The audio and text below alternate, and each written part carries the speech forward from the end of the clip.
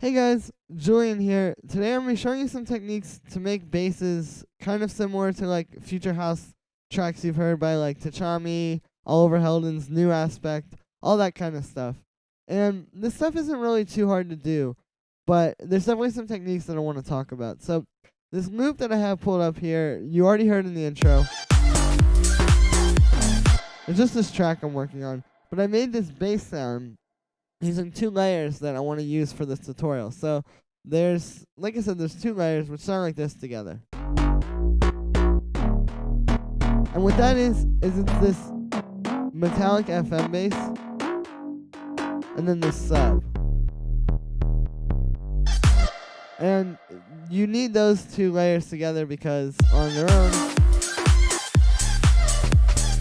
they just don't sound right. So yeah, it's two layers. And this is typically how you're going to set these up. It's with two layers, the metallic pluck sound and then the sub, because you just can't get enough sub out of these metallic plucks usually. So the pluck sound on its own sounds like this.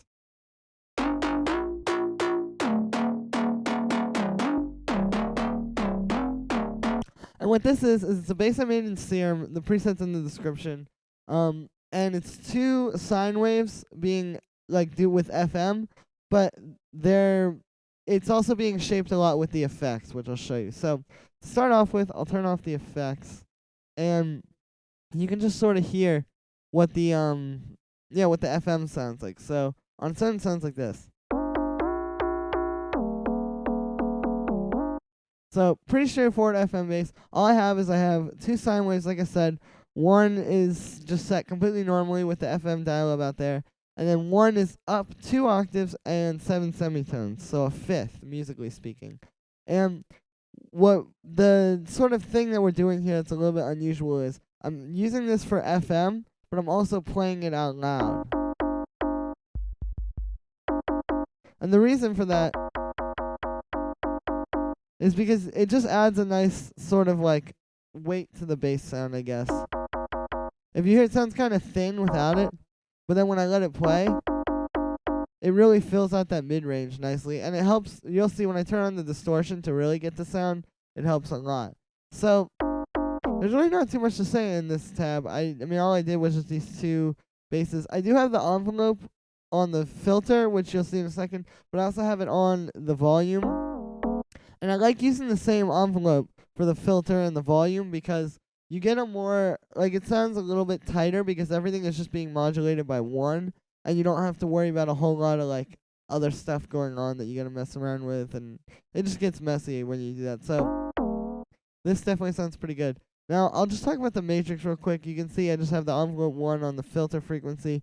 I also have LFO 1 on the master tuning, just a little bit, like plus 16.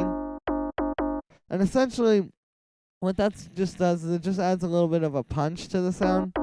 If you hear that click, if I turn it off, it just doesn't have the same impact without it. So this, like I said, just gives it a nice sort of like punch to the sound. And it helps make it just hit a little bit harder, and it makes it more of a pluck.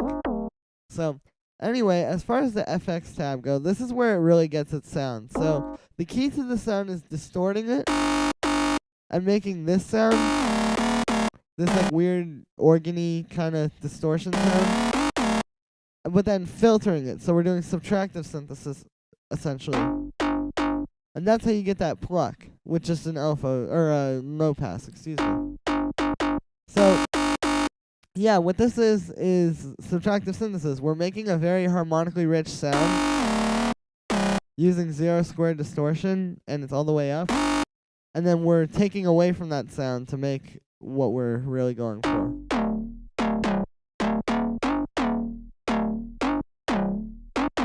I mean, yeah, and that's pretty much the sound. Now, there's a little bit of other stuff to it. I have a chorus on there, just because these kind of basses tend to sound very good with chorus. It just really, I like the way it makes it kind of like warbly. And then I have a hyper dimension. And the way I set this, I actually do want to talk about this a little bit. The way I set this was I turned the hyper, the mix, all the way down. And then on the dimension, I turned the mix like halfway up. And then the size all the way down.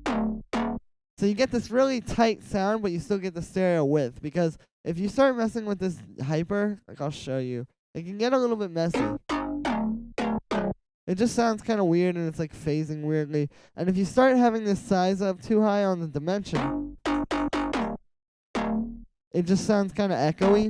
But if you turn the size all the way down, you still get the dimension expander. But it's not like, it's just very, very clean. So that's pretty much that sound. And then I just have LFO tool on it to sidechain it, or to make it sound sidechain. And I have this EQ where I cut out all the low end below 100 hertz and boosted up some high end. So, I mean, that's just some sound shaping. Now, as far as the sub bass goes, this one is pretty simple as well. So, all it is in Serum is this. It's just this sine wave. I don't think I did. Oh, there's a little bit of distortion and some filtering going on. Similar to what I was doing with the other one, where I made the more harmonically rich sound and then take away from it with a filter. That's what I'm doing here. And then there's also all the same stuff in the Matrix with like the LFO on the master tuning and all that kind of stuff.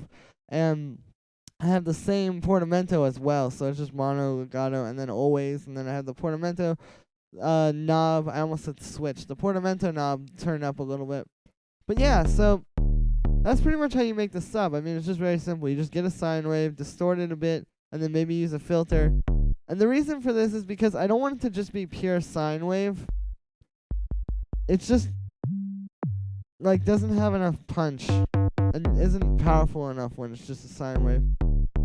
But by distorting it, we get a little bit more power and a little bit more ability to hear it as well. Like, you would probably be more likely to hear this on, like, computer speakers or an iPhone speaker or something, because it's got a little bit of harmonic content to it, and it isn't just a pure sine wave. You still get that pure sine wave.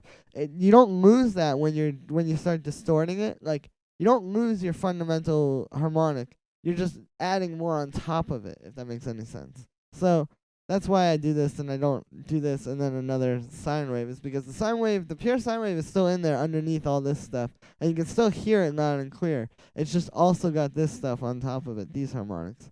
And then as far as processing that goes, I did put a bit warmer on, just to beef it up a little bit more. And I got an LFO tool on it, which is what's making it sound sidechain, just like the other bass.